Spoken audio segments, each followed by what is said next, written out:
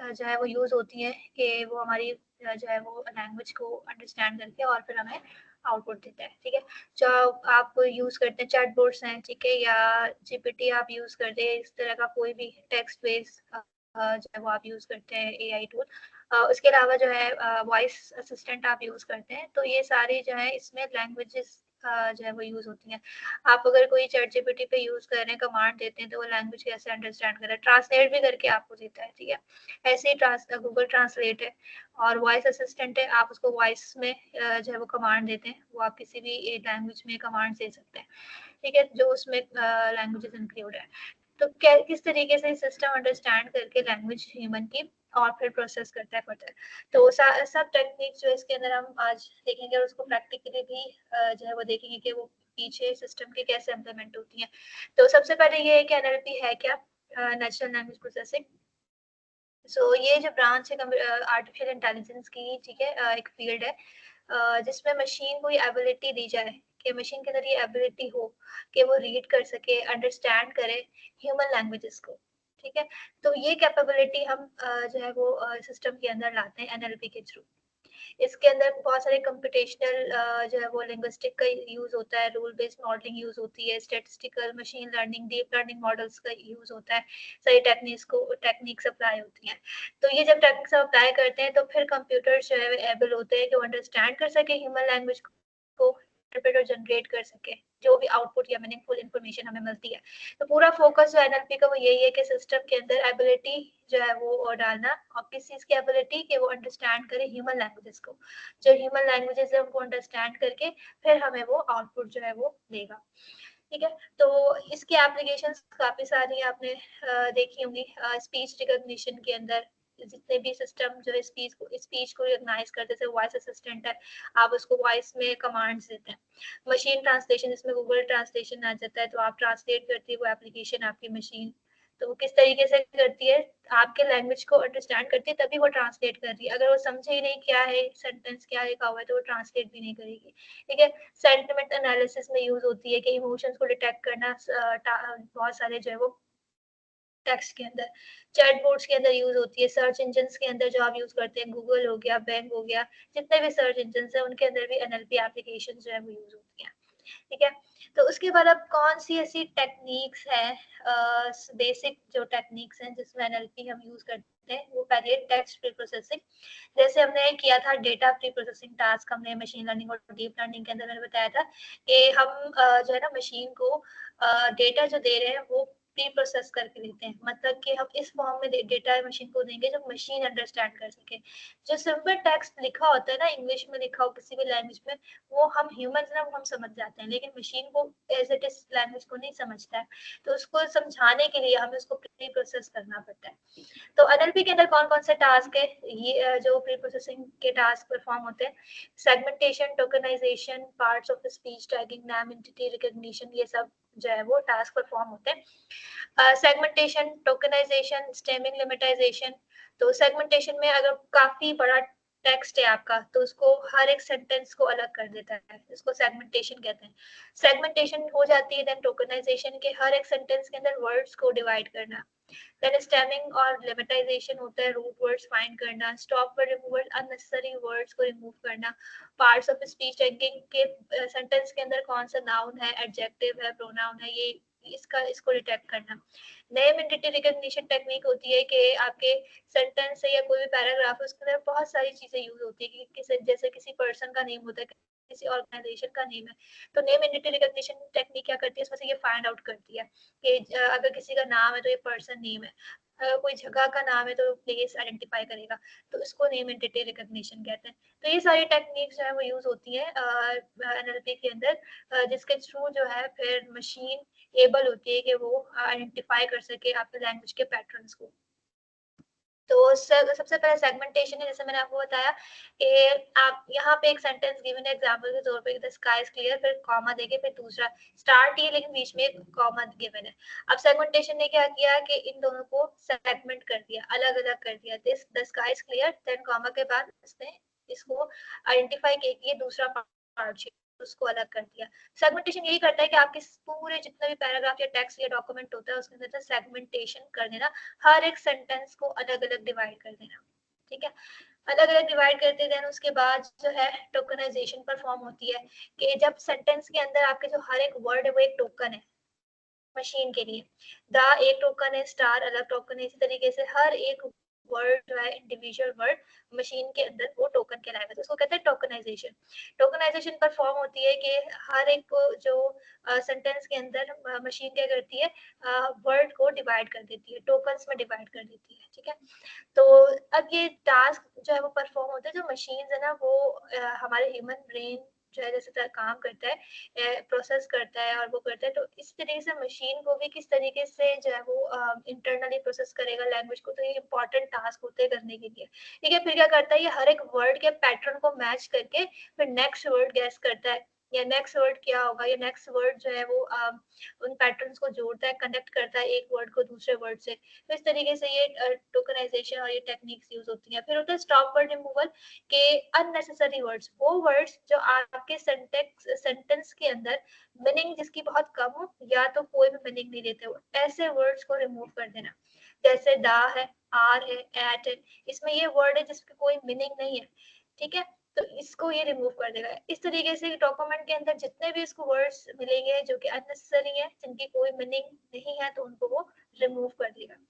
वो वर्ड्स जो है कॉमन लेगा जिसमें जिसकी कोई मीनिंग हो, सेमेंटिक हो, ठीक है, जैसे यहाँ पे इसने स्टार, ट्विंकलिंग, नाइट, ये वर्ड्स ले लिए और बाकी सारे वर्ड्स को रिमूव कर दिया, ये स्टॉप वर्ड रिमूवल। देन उसके बाद एक टेक्निक यूज होती है स्टैमिंग और लिमिटाइजेशन। स्टैमिंग और लिमिटाइजेशन क्या करता है, जो वर्ड बेस वर्ड होता है उसको रूट वर्ड में कन्वर्ट करना।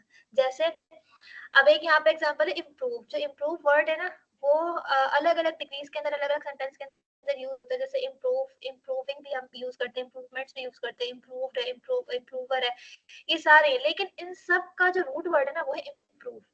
ये सारे वर्ड्स किससे निकले, इम्प्रूव से निकले।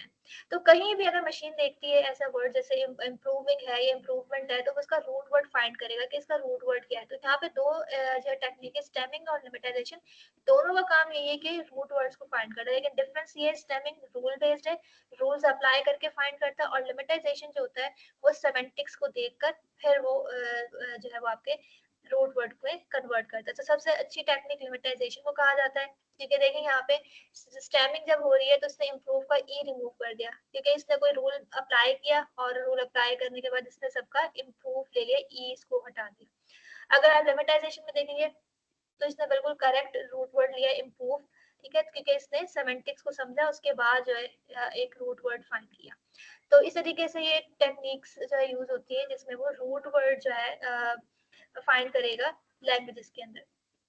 ये तो सब बेसिक टेक्निक्स है। इसके अलावा कौन कौन सी और टेक्निक्स यूज होती है, ये सारी बायोग्राम, डायग्राम मॉडल है, टॉपिक मॉडलिंग है, सेंटिमेंट एनालिसिस है, एक एक करके इसको भी पढ़ेंगे कि ये टेक्निक्स जो है वो क्या है, किस तरीके से वर्क करती है, ठीक है। तो अच्छा, ये सारी टेक्निक्स हम अप्लाई कर रहे हैं, तो इससे पहले के ठीक है, तो इससे पहले ये एक क्वेश्चन है यहाँ पर आप लोगों से। अब ये एक सेंटेंस लिखा हुआ है ना, the chicken is ready to eat. अब आप में से ये बताएं कि इस सेंटेंस की मीनिंग यहाँ पे क्या दे रहा है, क्या मीनिंग है इस सेंटेंस की। हमारा ह्यूमन माइंड है ना, तो हम भी कभी कभी कंफ्यूज हो जाते हैं, ठीक है। कुछ ऐसे सेंटेंसेस होते हैं ना, एक सेंटेंस से काफी सारे मीनिंग्स होते हैं और वो इन्वायरमेंट के अकॉर्डिंगली हम उसके मीनिंग जो है ना वो आइडेंटिफाई करते हैं। हम ह्यूमंस है तो हम ये काम कर लेते हैं इजीली। अब ये आपने सही बताया, इस सेंटेंस की दो मीनिंग निकल रही है। Chicken is ready to eat, chicken हमने पका दिया और हमारे खाने के लिए तैयार है, और दूसरा ये है कि chicken is ready to eat, chicken खुद खाने के लिए तैयार है, ठीक है। अब देखिए यहाँ पे हम ह्यूमंस तो है, हमारे अंदर ह्यूमन इंटेलिजेंस है, हम तो इसको हमने समझ लिया, अंडरस्टैंड कर लिया। मशीन कैसे अंडरस्टैंड करेगी, इस कॉम्प्लेक्सिटी को कैसे रिमूव करेगी, उसको क्या पता है ये किस सेमेंटिक में यूज हो रहा है, क्योंकि एक सेंटेंस की दो वर्ड्स मीनिंग निकल रही है।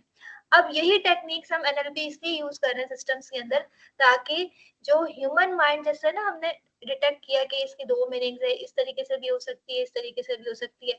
अगर आगे पीछे इसका कोई और कॉन्टेक्स्ट दिया हुआ या कोई और पैराग्राफ लिखा हो तो उससे तो हमें पता चल जाएगा हाँ ये इसकी मीनिंग है।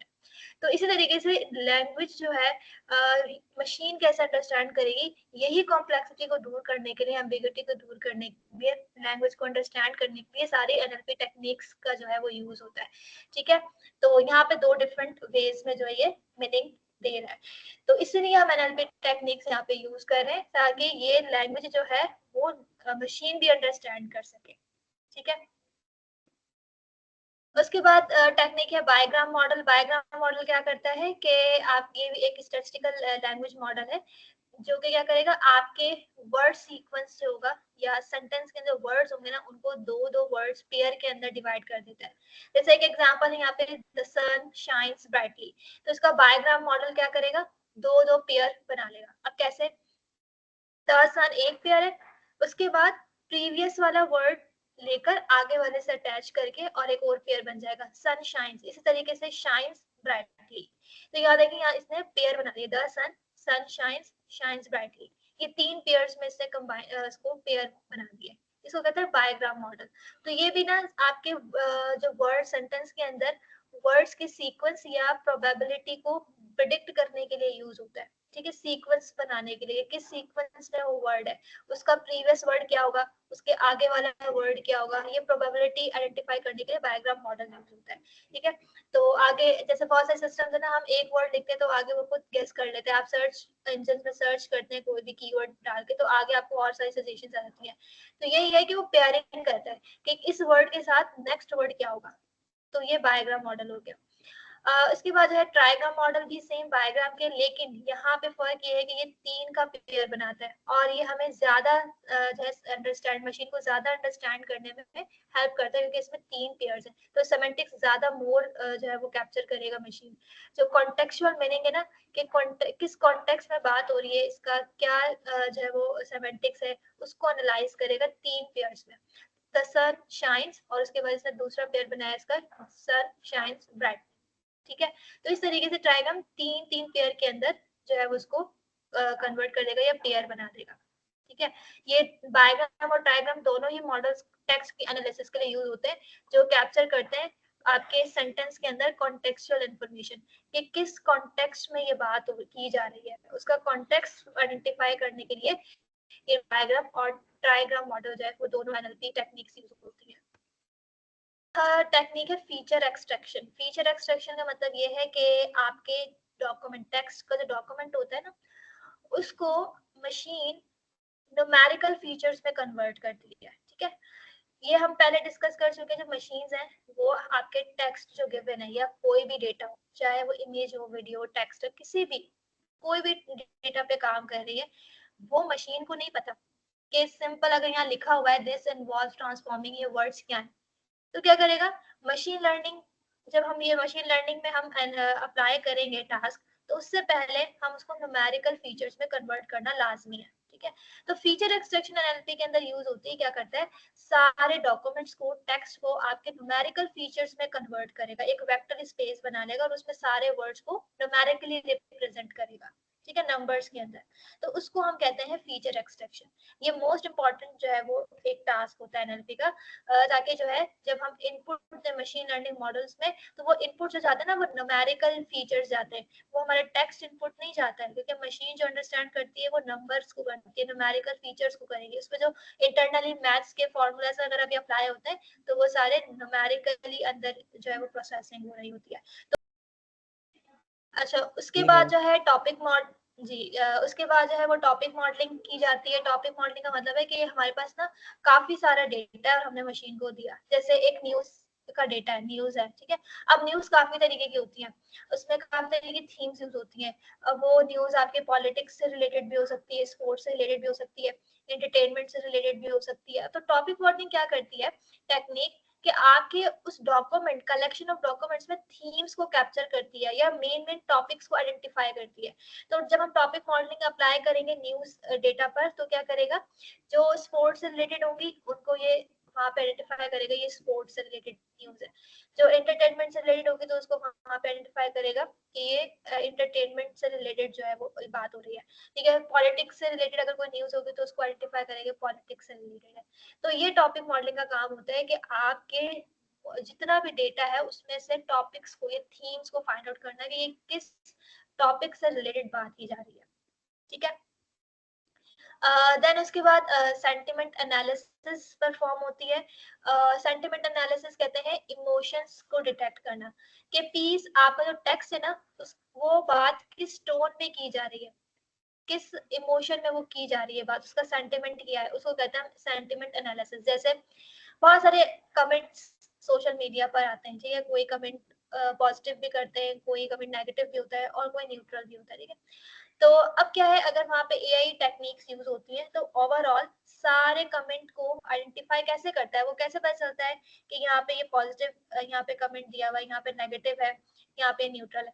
तो वहाँ पे सेंटिमेंट एनालिसिस की टेक्निक यूज होती है जो कि आइडेंटिफाई करता है कि स्पेसिफिक टेक्स्ट का टोन क्या है, इमोशनल टोन क्या है, कौन सा इमोशन में ये बात की जा रही है, ठीक है। कोई पर्सनल ओपिनियन है, किस क्या एटीट्यूड है, किस सब्जेक्ट में बात हो रही है, ठीक है, पर्टिकुलर वो फाइंड आउट करता है सेंटिमेंट एनालिसिस, ठीक है।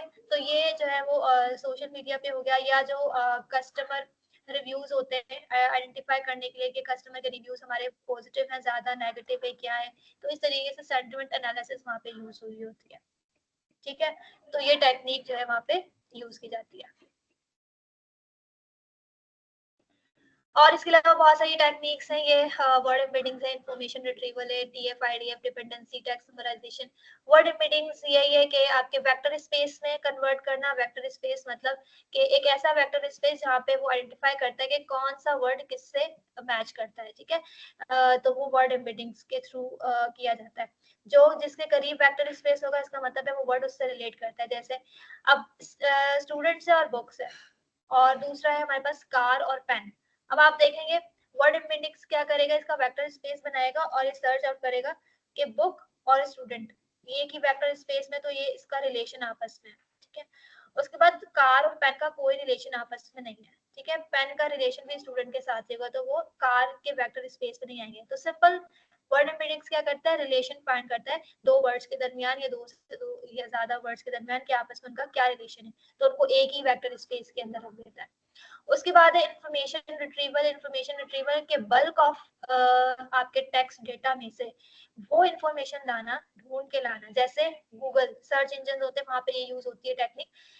आप लिखते हैं सर्च इंजन पे जाके, आपने लिखा व्हाट इज एनएलपी, ठीक है, आपने ये लिखा। जब आपने ये लिखा तो जो गूगल या सर्च इंजन का डेटा है पड़ा हुआ है वो बहुत जो है ना ह्यूज अमाउंट में वहां पे पड़ा हुआ है। सिर्फ एनएलपी से रिलेटेड डेटा नहीं है, वहां पे और भी डेटा है। तो वो आपको स्पेसिफिक जो रिजल्ट देता है ना वो एनएलपी की दे रहा है। कैसे दे रहा है, उसने वो बल्क ऑफ डेटा में से इन्फॉर्मेशन जो आपकी एक्यूरेट, जो आपको एनएलपी चाहिए वो फाइंड आउट करके वहां पे लाता है। तो वो किस तरीके से लाता है, ये इन्फॉर्मेशन रिट्रीवल टेक्निक वहां पे यूज होती है। इसके अलावा टीएफ-आईडीएफ है, ये आपके फीचर्स को जो है वो डिटेक्ट करता है। जैसे डिपेंडेंसी पार्सिंग है, ठीक है। तो ग्रामेटिकली डिपेंडेंसी पार्सिंग होता है, ग्रामेटिकली चेक करता है सेंटेंस को कि आपका सेंटेंस जो ग्रामेटिकली सही है। टेक्स्ट समराइजेशन है कि समराइज करना टेक्स्ट को। तो ये बहुत सारी टेक्निक्स और भी हैं जो कि यूज होती है उसके अंदर एनएलपी के अंदर, ठीक है। कुछ बेसिक हमने पढ़ी और बाकी सब ये भी है।